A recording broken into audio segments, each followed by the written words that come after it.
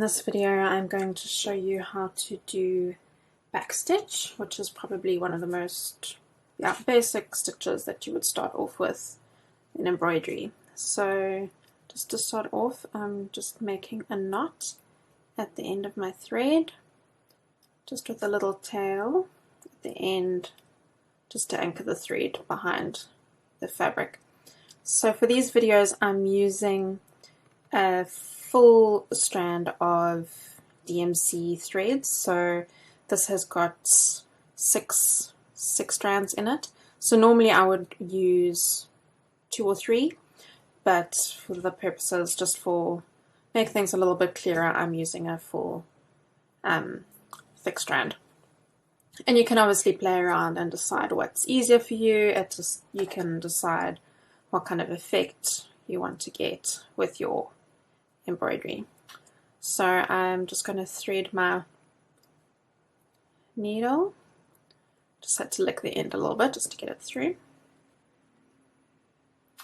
So I'm working with a piece of thread that's probably about 40 or 50 centimeters long, just to give me enough to work with. We don't want it to be too long or too short.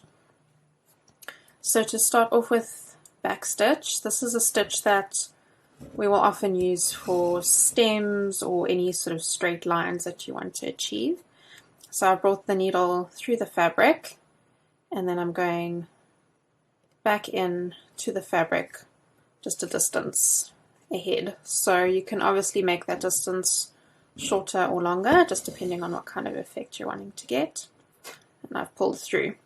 Then, using the same distance, I'm bringing the needle back up through the fabric, pulling tight, and then stitching backwards into the end of the previous stitch.